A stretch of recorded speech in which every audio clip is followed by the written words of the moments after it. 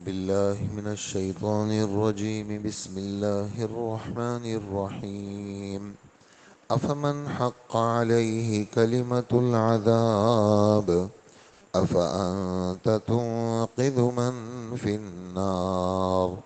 لكن الذين اتقوا ربهم لهم غرف من فوقها غرف مبنية تجري من تحتها الأنهار. وعد الله لا يخلف الله الميعاد. ألم تر أن الله أنزل من السماء ماء فسلكه ينابيع في الأرض ثم يخرج به زرعا مختلفا ألوانه ثم يهيج فتراه مصفرا ثم يجعله حطاما إن في ذلك لذكرى لأولي الألباب. صدق اللہ العظیم. سورہ زمر کی آیت نمبر 19، 20 اور 21 کی تلاوت ہوئی ہے. ایمان والے بندوں کا بیان گناہوں سے بچتے ہیں، شیطان کی پیروی سے بچتے ہیں، اللہ کی طرف لو لگاتے ہیں، خوشخبری کے مستحق ہیں. میرے بندوں کو خوشخبری دے دیجئے جو اللہ رسول کی بات کو کان لگا کے دھیان لگا کے سنتے ہیں اور اپنے عملوں کو خوبصورت بناتے ہیں. ایسے لوگوں کے لیے ہدایت کا فیصلہ ہے اور یہی لوگ سمجھدار ہیں. یہ خوشخبری کیا ہے وہ آیت نمبر 20 میں ہے.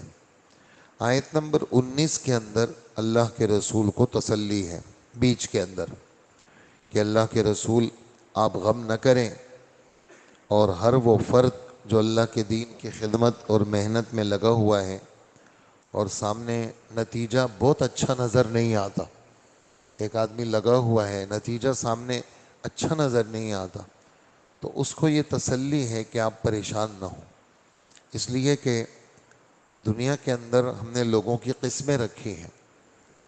بہت سارے لوگ لپک جاتے ہیں ہدایت کی طرف، بہت سارے لوگ دیر سے آتے ہیں اور بہت سارے لوگ نہیں آتے. آپ صلی اللہ علیہ وآلہ وسلم کی محنت، جیسے آپ کا ظہور ہوا تو جیسے ہی پتہ چلا حضرت خدیجہ رضی اللہ عنہا کو تو فوراً کلمہ پڑا، ایک دم سے مسلمان ہو گئی. جیسے آپ کی جگری دوست حضرت ابو بکر کو پتہ چلا آپ نے بات کی، مسلمان ہو گئے. حضرت ابو بکر کے دوستوں کو پتہ چلا فوراً مسلمان ہو گئے. کچھ لوگ دیر سے آئے، جیسے حضرت عمر رضی اللہ عنہ 40 نمبر پہ آئے، اور کچھ لوگ اور بھی دیر سے آئے. سن 8 ہجری میں، 7 ہجری میں حضرت خالد ابن ولید یہ اتنے دیر سے آئے، عمر ابن عاص دیر سے آئے. اور کچھ لوگ ایسے تھے جو پکے ٹکر میں چلے، پوری زندگی، مکہ کی 13 سال کی زندگی اور وہاں کی 8 سال کی زندگی، آپ کے سسر، آپ کے رشتہ دار، آپ کے گھر کے آدمی، وہ سن 8 ہجری میں مسلمان ہوئے. اور کچھ ایسے تھے جنہوں نے کہا بس ہم نے نہیں کرنا. وہ ابو جہل تھے، ابو لہب تھے، یہ بھی گھر کے لوگ تھے، یہ سب خاندانی لوگ تھے، بڑے بڑے لوگ تھے. تو یہ اللہ جل جلالہ کا ایک نظام ہے. اندر کیا بات ہے ہمیں کیا پتہ، ہمیں تو ظاہر ظاہر کو دیکھنا ہے، تابعداری کرنی ہے، اور ہمیں اللہ گمراہ نہ کرے، ہمیں گمراہی سے بچائے. اس لیے کہ یہ دل ہمارے اختیار میں نہیں ہے. یہ کسی قلب کہتے ہیں نا، قاف لام با، قلب. قلب مانے وما قیل للقلب الا انه يتقلب. عربی کا ایک شاعر ہے، وہ کہتا ہے وما قیل للانسان الا لانسه وما قیل للقلب الا انه يتقلب. انسان کو انسان اس کی انسیت کی وجہ سے کہتے ہیں، اس میں انسیت ہے، محبت ہے. اور کہا دل کو دل کیوں کہتے ہیں؟ یہ الٹتا پلٹتا رہتا ہے، اگر دل رک جائے تو بندہ مر جائے. اچھا، یہ ظاہر میں بھی الٹتا پلٹتا رہتا ہے اور باطنی بھی الٹتا پلٹتے رہتے، ظاہر میں بھی یہی مستقل حرکت میں اس طرح مستقل، اور خون لینا اور دینا ہے، لینا اور دینا، لینا اور دینا، یہ موت تک ہے۔ اور جہاں کہیں یہ رک جاتا ہے، اچھا اس کی حرکت بہت تیز ہو جاتی ہے تو مصیبت، اجی بالکل سلو ہو جاتی ہے تو مصیبت، معتدل رہتی ہے تو ٹھیک رہتا ہے۔ اسی طرح روحانی اعتبار سے بھی سیدھا سیدھا چلے گا ایک دم ادھر ہو جائے گا۔ حضور صلی اللہ علیہ وآلہ وسلم کی دعا ہے، اللہم یا مقلب القلوب ثبت قلبی علی دینک، اے دلوں کو پلٹنے والے خدا میرے دل کو دین پہ جما دے، دین سے پلٹا نہیں، دینی راستے پہ جما دے میرے دل کو، دین سے ہٹا نہیں۔ اور یا مصرف القلوب، اے دلوں کو، ایک تو پلٹنے والے اور ایک یہ پھیرنے والے، اے دلوں کو پھیرنے والے خدا، اگر گمراہی کی طرف ہے تو اللہ میرے دل کو ہدایت کی طرف پھیر دے، آپ کی اطاعت کی طرف آ جائے۔ تو حضرت عبداللہ ابن عمر رضی اللہ عنہ پوچھنے لگے، اللہ کے رسول آپ تو معصوم ہیں، گناہوں سے پاک ہیں، تو ہمیں تو ایسا لگتا ہے کہ یہ دعا جو آپ مانگ رہے ہیں یہ آپ ہمارے لیے مانگ رہے ہیں۔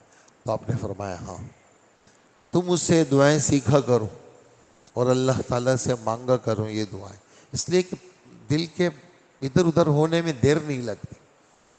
اور یہ جیسے آدمی اپنی صحت کی نگرانی کرتا ہے، کوئی چیز ناموافق نہ آ جائے، بدن کی طرف بیماریاں متوجہ نہ ہو جائے، ہر آدمی سوچ میں رہتا ہے، اور صحیح ہے، اگر آدمی بیمار ہو گیا تو بستر پہ پڑ جائے گا، ورنہ سوچوں میں پڑ جائے گا۔ تو صحت مند رہے گا تو دل دماغ بھی صحیح رہے گا۔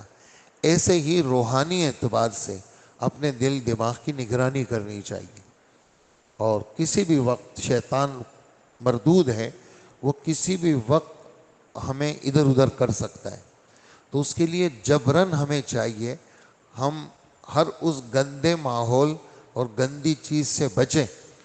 ایک تو اچھا کبھی کبھی ایسا ہوتا ہے کہ شیطان حملہ آور ہوتا ہے، آدمی سمجھ جاتا ہے تو آدمی بچ جاتا ہے، کبھی کبھی کوئی حملہ نہیں ہوتا، یہ اندر کی آدمی کی گندگی ہوتی ہے جو گندگی کی طرف جا رہا ہوتا ہے، نہ وسوسہ ہے، کچھ بھی نہیں ہے، بس گناہ کر رہے، اچھا مزہ بھی نہیں ہے۔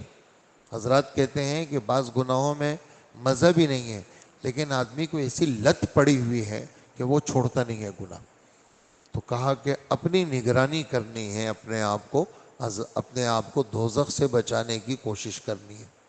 تو کچھ لوگ ایسے ہیں جو لپک جاتے ہیں، میری پہلی بات، کچھ تھوڑے سے دیر سے آتے ہیں، کچھ بہت دیر سے آتے ہیں، کچھ نہیں آتے۔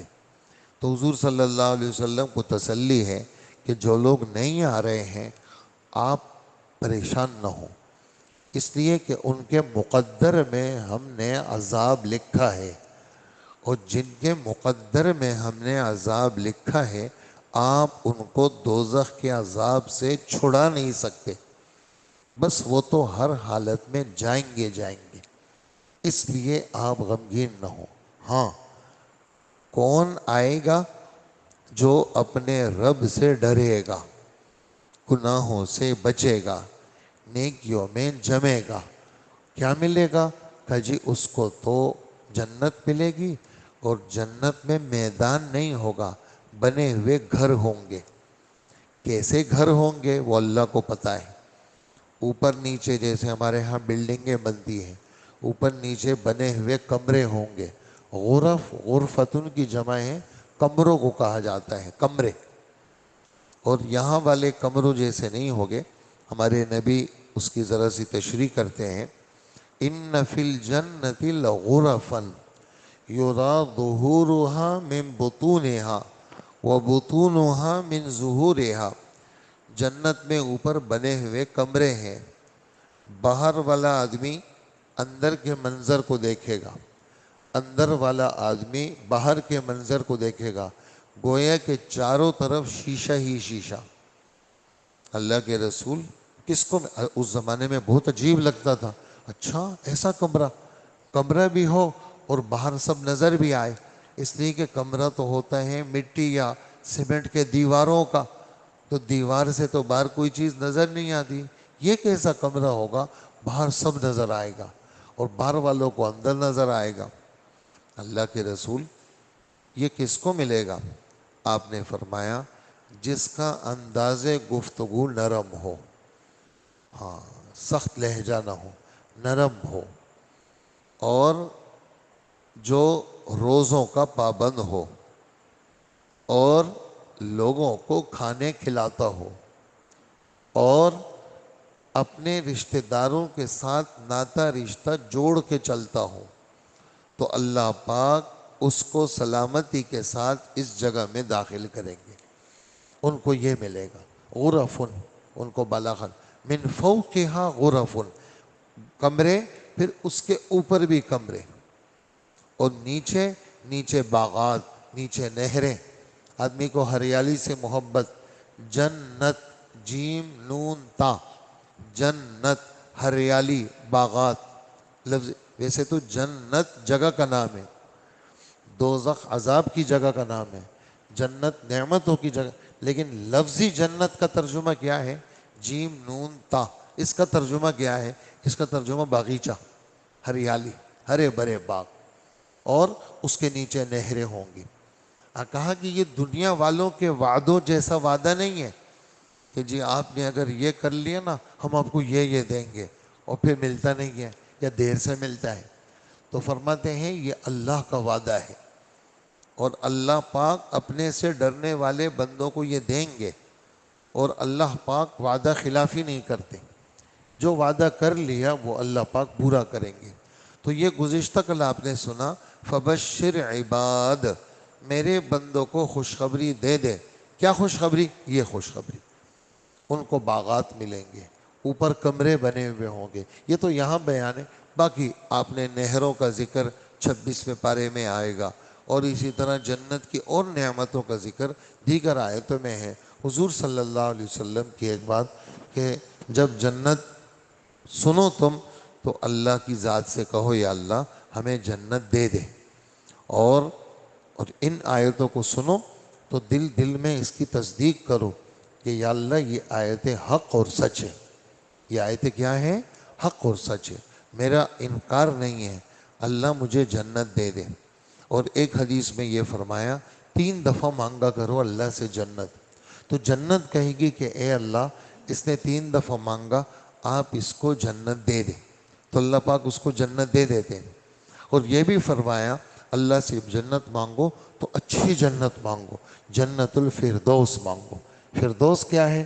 کہا یہ بیچ کی جنت ہے، جیسے دنیا ہے نا، یہ بھی کون سے اجی یار ہمارا گھر جو ہے نا وہ ایسی اچھی سوسائٹی میں ہے، چاروں طرف شہر بالکل اس کے بیچ، شہر کے بیچ میں ہے، ہم جس جگہ جانا چاہیں، ایئرپورٹ جانا چاہیں تو آسان، ہاسپٹل جانا چاہیں تو آسان، اسٹیشن اور بس کے اڈے جانا چاہیں تو آسان، ہم اتنی اچھی جگہ پہ رہتے ہیں، بہت اچھی جگہ پہ، سڑکیں بھی اچھی، سوسائٹی بھی اچھی۔ تو کہا جنت کے اندر بھی کیا ہے؟ جنت الفردوس، فَإِنَّهُ وَسْطُ الْجَنَّةِ، یہ جنت کا بیچ ہے، اور اللہ سے مانگا کرو، اور اللہ پاک مانگنے والوں کو دیتے ہیں۔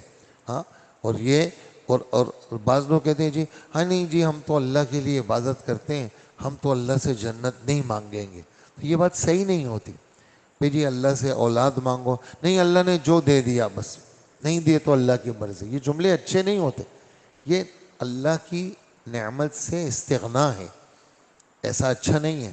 بھئی اللہ سے بیٹے مانگو، تمہارے نائب بنے، دین کی خدمت کریں، نہیں نہیں اللہ نے جو دے دیا، نہیں، یہ جملہ صحیح نہیں ہے۔ نبیوں نے اللہ سے بیٹے مانگے ہیں تو بیٹا مانگنا چاہیے، نبی نے مانگا ہے، ابراہیم علیہ السلام نے مانگا ہے، حضرت زکریا علیہ السلام نے مانگے، نبیوں نے بیٹے مانگے، ایسے ہی نبی اللہ سے جنت مانگے، اے اللہ مجھے جنت دے دے، اے اللہ مجھے جنت الفردوس دے دے۔ اور اللہ پاک خود فرماتے ہیں جنت کا داخلہ یہ بہت بڑی کامیابی ہے، تو اللہ کی ذات سے کامیابی کو مانگنا چاہیے۔ بس یہ 2 آیتیں آپ کی خدمت میں آ گئی۔ آگے چونکہ قرآن پاک اور مذہب اسلام اس کا بیان ہے، تو اس کے ساتھ یہ آسمان سے پانی اترنے کا بیان ہے، تو وہ آیت نمبر 21 کا جوڑ آیت نمبر 22 اور 23 کے ساتھ ہے، وہ انشاءاللہ اگلا درس ہمارا ہوگا۔ آج ہمارا رائے وینڈ کا سفر ہے، پیر کو انشاءاللہ آپ حضرات سے پھر ملاقات ہوگی۔ اللہ پاک آپ کے لیے بھی آسانیاں کر دے اور ہمارے لیے بھی آسانیاں کر دیں، اور بہت زیادہ آپ سب سے دعاؤں کی درخواست ہے۔ اللہ عافیت بھی فرمائے اور اللہ مغفرت بھی فرمائے۔ الحمدللہ رب العالمین۔